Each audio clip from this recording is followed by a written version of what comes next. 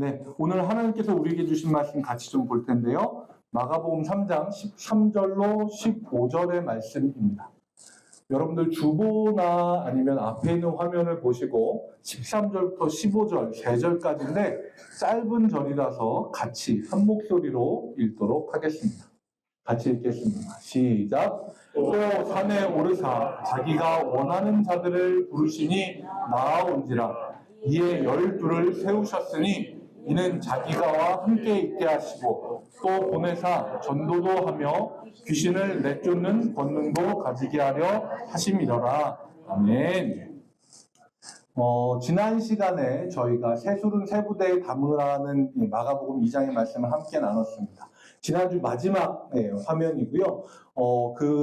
예수님을 통해서 전해진 복음은요, 박물관에 박제된 유물이 아니라 지금도 살아 숨쉬고 우리가 가지고 있는 낡은 틀을 찢는 아그나포스, 길들여지지 않고 타협하지 않는 하나님의 새로운 포도주다라는 말씀을 나누었고요.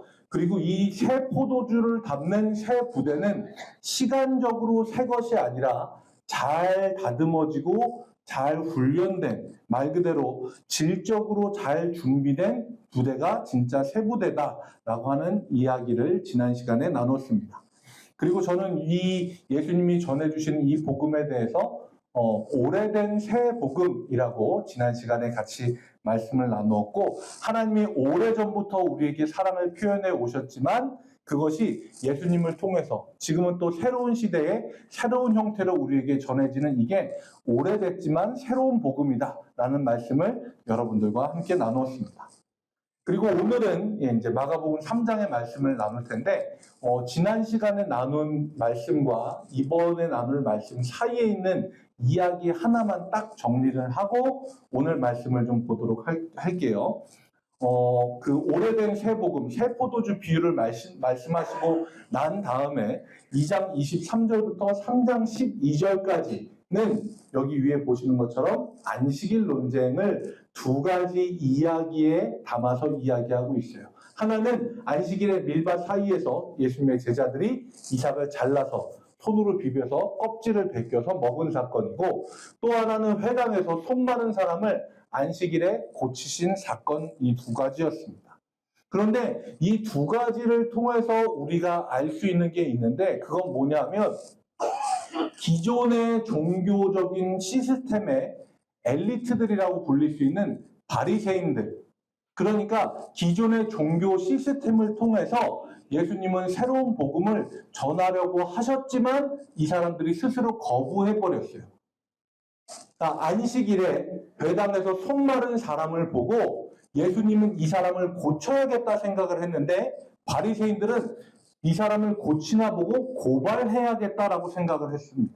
그래서 기존에 있는 이 종교적인 유대교 시스템을 통해서 생명이 더 이상 뻗어나가지 못하는 걸 예수님이 보고 한탄하시면서 이 안식일 논쟁을 통해 예수님과 기존에 있던 사람들은 완전히 이제 갈라서게 됩니다. 그게 3장 6절 말씀에 나오는데요.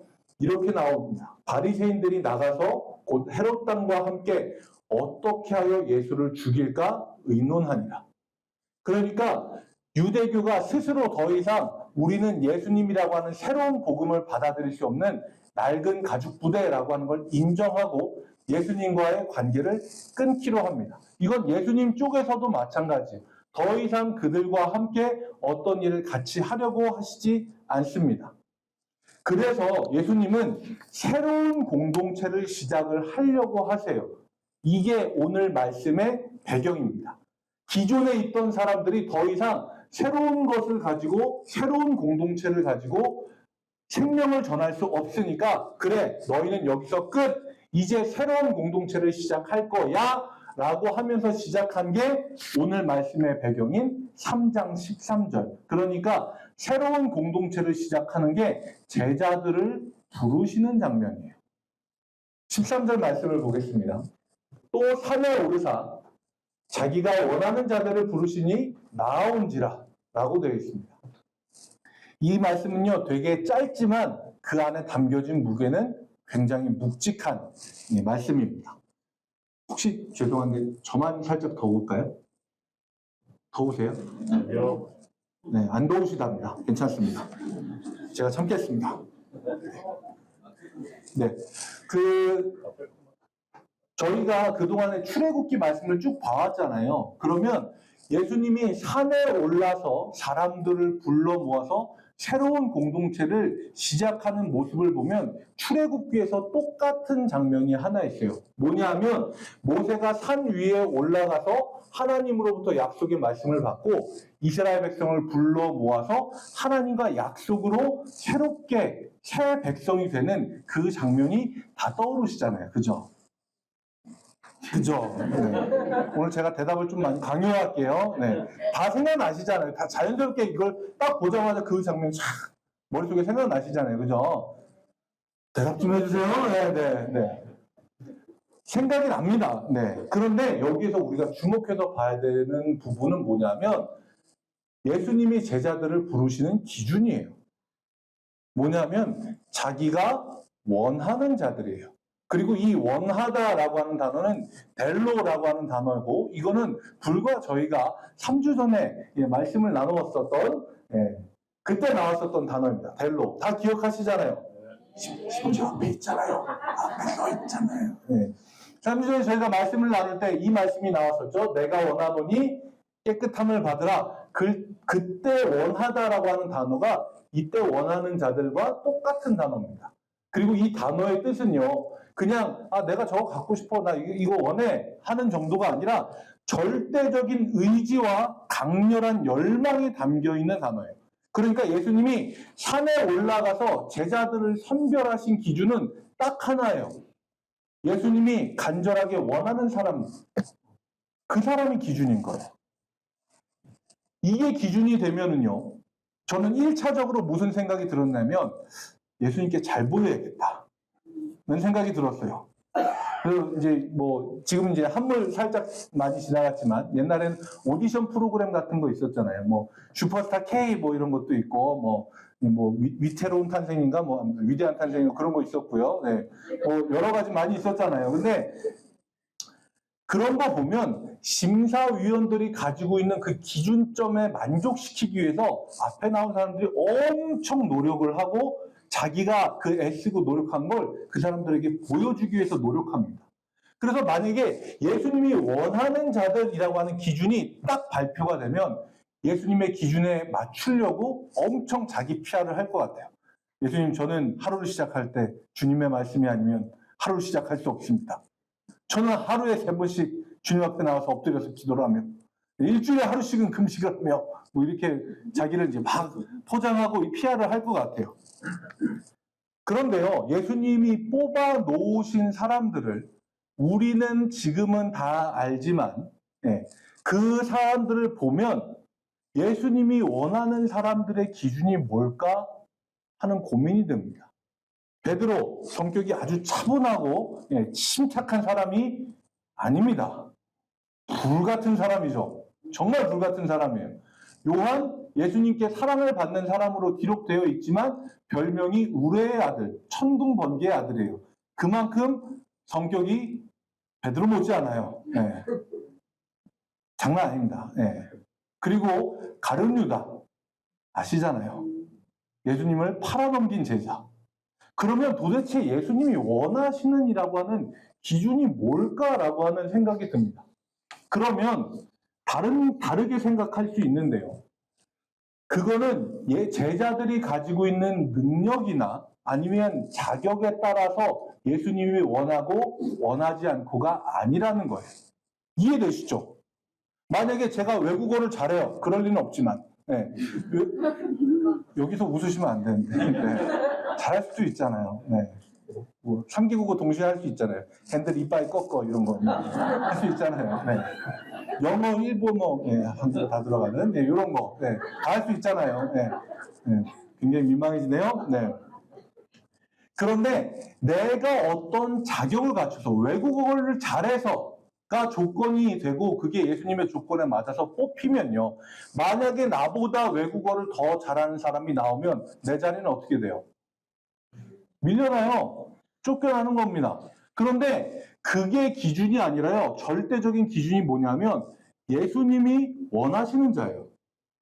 그러면요, 나의 상태나 나의 자격이나 나의 어떠함이 조건이 되지 않기 때문에 예수님이 우리를 부르셨다? 그 이유는 순전히 예수님이 원하셔서다? 그러면 그건 세상에 어떤 일이 일어나도 내가 어떤 상태가 돼도 그건 절대로 변하지 않는 겁니다. 저는 이게 은혜라고 생각을 해요. 나의 어떠함에 따라서 예수님이 부르고 안 부르고가 아니라 예수님이 우리를 부르셨는데 그 이유는 딱 하나예요. 예수님이 여러분을 원하시는 거예요. 아멘. 그리고 이거는요, 하나님이 이스라엘 백성을 선택해서 언약을 맺을 때부터 하나님이 하시는 방식이에요. 신명기 말씀을 좀 볼게요. 신명기 7장 7절 말씀입니다. 제가 읽어드릴 텐데 마지막 노란 줄은 같이 읽을게요. 여호와께서 너희를 기뻐하시고 너희를 택하심은 너희가 다른 민족보다 수요가 많기 때문이 아니니라. 같이 읽겠습니다. 너희는 오히려 모든 민족 중에 가장 적으니라. 아멘. 아멘.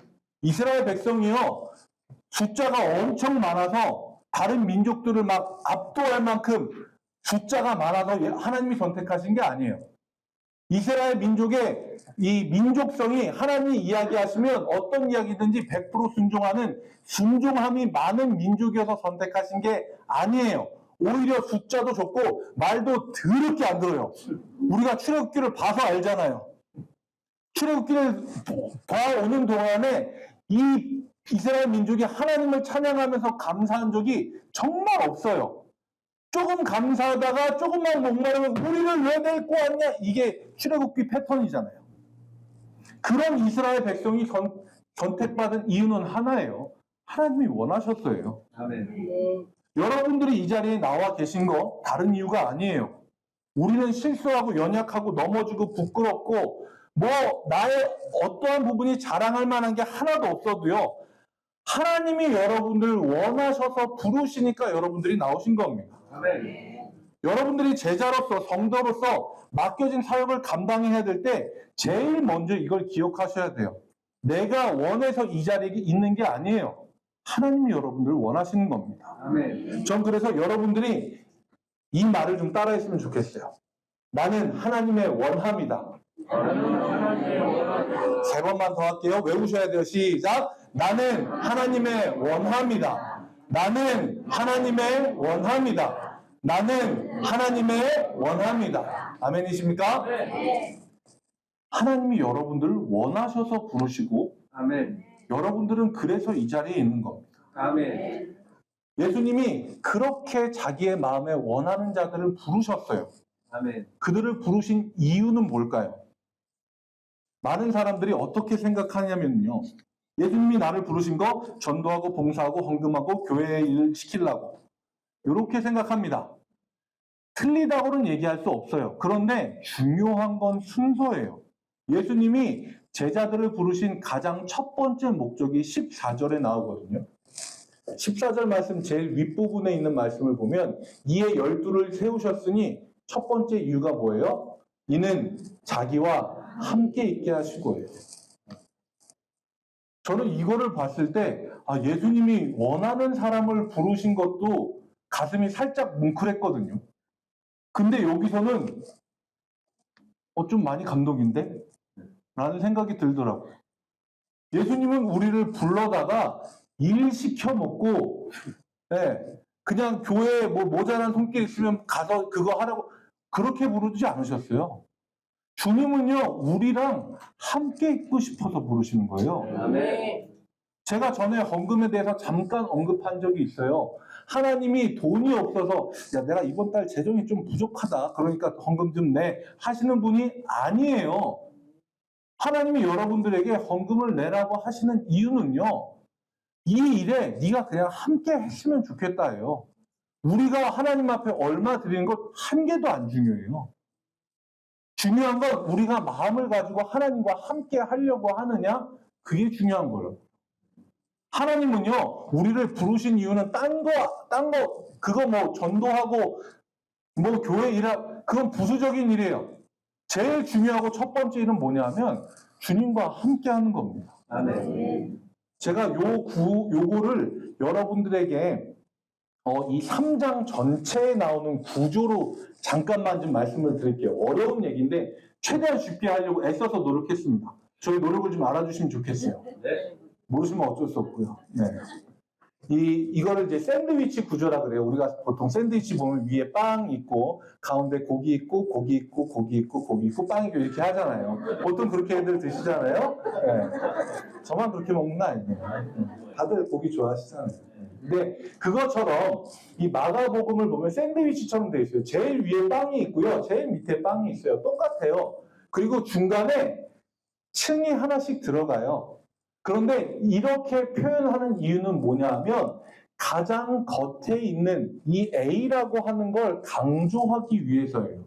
자, 이 3장의 구조를 보면요. 나중에 여러분들이 성경을 펴서 한번 여러분들이 이렇게 찾아보세요. 그러면요.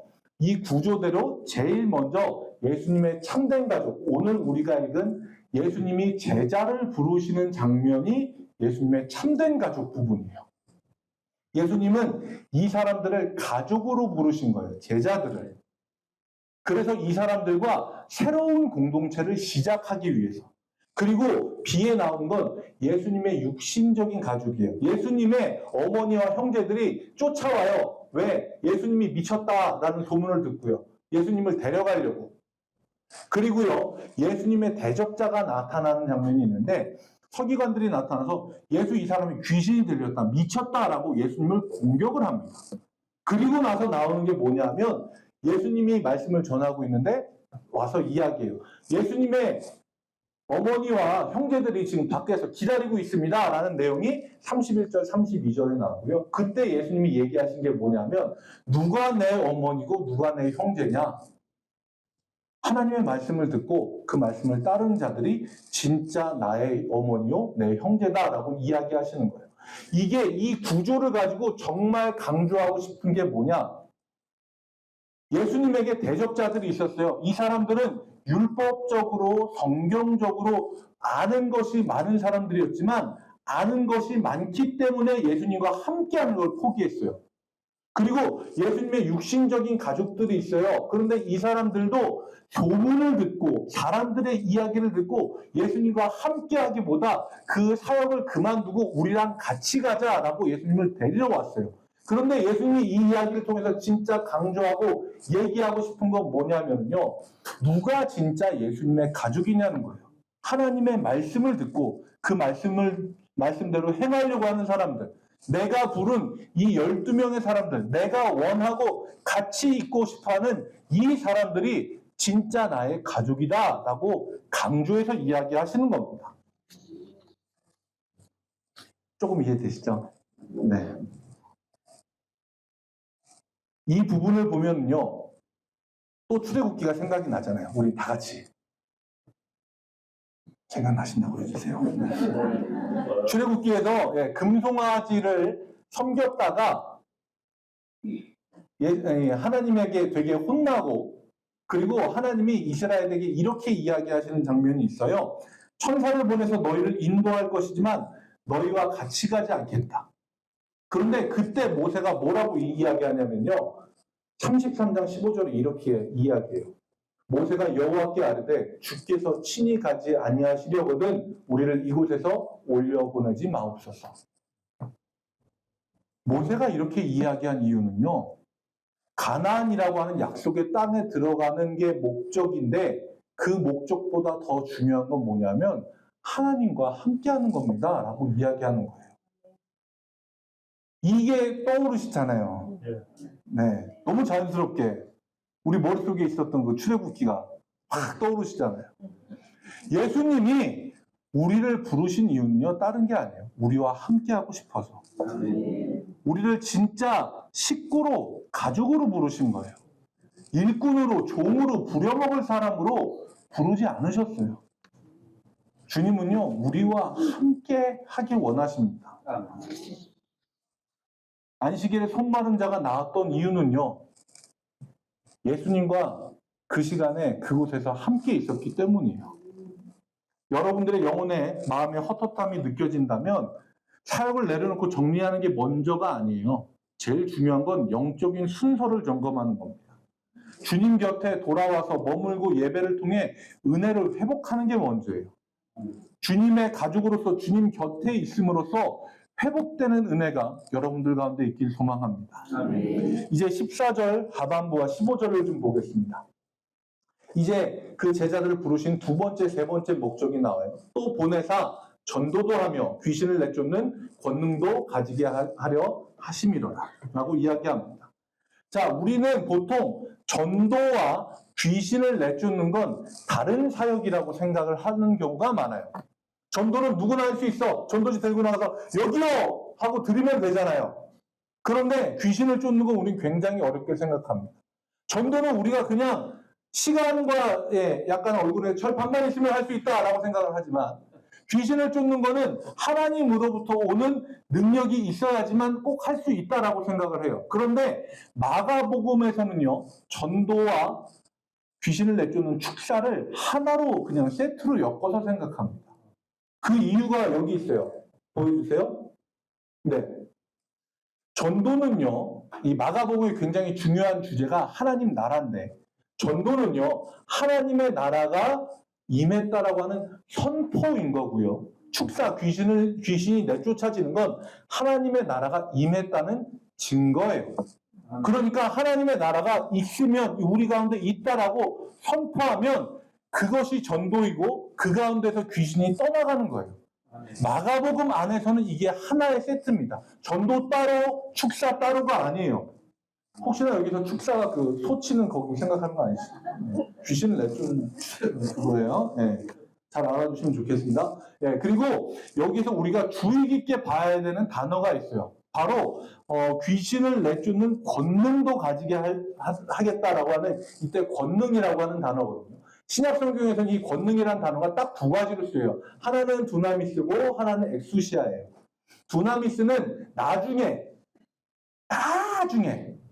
그 사도행전에서 너희가 권능을 받고 그때 예루살렘과 온 유대와 사마리아 땅끝까지 할 때 그 권능이 두나미스예요. 이건 뭐냐면 힘, 능력, 물리적인 폭발력을 나타내는 단어고요. 두나미스는 다이너마이트의 어원이에요. 그러니까 굉장한 폭발력을 가지는, 그러니까 성령의 권능을 받아라고 할 때는 우리 안에 폭발력을 가진 그 성령이 임하여서 그 성령으로 나가는 거고요. 여기에서 예수님이 귀신을 내쫓는 권능이라고 할 때는 밑에는 엑수시아예요. 이건 뭐냐면 권세, 권위, 법리적인 권한이에요. 이렇게 얘기하면 어렵잖아요. 간단하게 얘기하면 지금은 거의 안 보이는데 옛날에 큰 내거리, 사거리라고 하면 안 되고 내거리에 보면 교통순경이 이게 호루라기 불고 삐익 하면서 손 막 이렇게 하잖아요. 이렇게 하고 막 이렇게 하잖아요. 그런데 물리적으로 엄청나게 큰 차들이 막 와도 교통순경이 호루라기 불면서 멈춰 하면 멈춰요. 왜요? 교통순경에게는 법적인 권한이 있어요. 지나가는 차량을 제한할 수 있는 권한. 그게 엑수시아예요. 이거는 법적으로 그 사람에게 주어진 권한이고요. 예수님이 제자들에게 이 권능을 준다, 너희에게 귀신을 내쫓을 권능을 준다라고 할 때는 이건 하나님으로부터 위임된 권능을 제자들에게 주시는 거예요. 예수님이 물리적인 힘 제자들에게 키워주지 않았어요. 막 단백질 먹고 야 운동 열심히 해. 하루 팔굽혀펴기 30분씩 하고 막 윗몸 이렇게 몸 키워가지고 내가 귀신을 때려잡아야 돼 이렇게 하지 않으셨어요. 예수님은요 제자들에게 귀신을 내쫓는 권능을 주셨어요. 하나님으로부터 위임받은 권능이요. 그런데 많은 것 중에 왜 하필 귀신을 내쫓는 권능일까요? 왜냐하면요, 병 고치는 것도 있고, 그 다음에 물리적인, 말 그대로 예수님이 바다 위를 걷는다든지, 이런 기적들도 사실 종류가 많이 있잖아요. 그런데 왜 귀신을 내쫓는 권능일까요? 이건 아까 말씀드린 것 같이 하나 더 넘어가서 봐주시면, 마가복음의 특징이 제가 얘기했죠. 하나님 나라가 특징이라고. 축사, 귀신을 내쫓는 건 하나님의 나라가 임했다는 증거고요. 사탄이 지배하고 있는 이 세상에서 사탄의 권세를 결박하는 그 행동이 바로 축사인 거예요. 그 안에 병나음도 들어가고 혹은 귀신을 내쫓는 것도 들어가고 다른 것들도 그 이 하나로 마가복음 안에서는 이야기할 수 있는 거예요. 그래서 예수님이 제자들을 부르시는 거는요, 야, 너희가 착한 일 해서 전도 많이 하고 예수님 좀 믿게 해. 정도가 아니에요. 너에게 이 권세를 줄 테니까 나가서 싸워. 그리고 하나님 나라가 이 가운데 임했고 사단의 권세는 땅에 떨어지고 쫓겨났음을 너희가 선포하고 증거로 삼아. 이게 예수님의 부르심인 겁니다. 예수님은요, 제자들을 자격이 아니라 예수님의 선택 기준에 맞는 사람들을 뽑으셨어요. 그 이후 예수님과 함께하는 기쁨에 가득 차서 사탄의 통치를 몰아낼 권세를 가지고 하나님의 나라가 임했음을 선포하고 증거하게 하기 위함입니다. 우리는 주님의 일을 하려고 할 때 망설이는 경우들이 있습니다. 눈치 보거나 의욕이 생기지 않거나 겁이 나거나 부담스럽다라고 생각을 할 때 우리는 오늘의 말씀을 기억해야 됩니다. 예수님은 우리에게 권세를 주셨어요. 여러분들 입술에 왕의 권세를 주셔서 선포하는 곳마다 하나님의 나라가 이루어지는 권한을 위임해 주셨습니다. 그래서 여러분들이 입술로 안 된다, 못한다, 부족하다는 말이 아니라 이런 말을 하셔야 돼요. 할 수 있다, 충분하다, 넉넉하다, 내게 능력 주시는 자 안에서 모든 것을 할 수 있다. 이 말씀 같이 한번 처음부터 읽어볼게요. 시작. 할 수 있다, 충분하다, 넉넉하다, 내게 능력 주시는 자 안에서 모든 것을 할 수 있다. 아멘. 이렇게 말하고 믿음으로 선포하고 사탄의 권세를 결박하고 승리하는 여러분들이 되시길 주님의 이름으로 축복합니다. 오늘 말씀을 정리할게요. 네, 오늘 말씀을 간단하게 정리하자면 이렇습니다. 예수님은요, 제자들을 부르셨어요. 이유는 그들을 원하셨고 그들과 함께 있고 그들을 보내기 위해서입니다. 이 순서가 되게 중요해요. 이게 바뀌면 탈이 나거든요. 주님이 원하시지도 않는 일을 내 욕심으로 하면 내 욕심을 하나님의 뜻으로 여기는 종교적인 괴물이 태어나기도 하고요. 주님과 함께 있는 기쁨이 없이 나가서 일만 하면은요, 일만 하다가 탈진해버리는 종교인이 되기도 합니다. 여러분들은 물어보셔야 합니다. 나는 주님이 원하셔서 지금 이 자리에 있는가? 내가 일하기 전에 주님과 충분히 함께 머물고 있는가? 나는 내 힘이 아니라 주님이 나에게 주신 권능으로 이 세상을 대하고 있는가? 이 질문에 여러분들이 답하시기 전에 여러분들은 주님이 여러분들을 원하고 계시다는 것. 그 부르심 안에서 참된 안식과 세상을 이길 새 힘을 주시는 분임을 기억하고 이 질문에 답변하고, 그래서 이 세상 가운데 사단의 권세를 억누르고 하나님의 나라를 선포하고 증거로 삼는 여러분들이 되시길 주님의 이름으로 축복합니다. 우리 함께 같이 찬양하고 또 기도하겠습니다.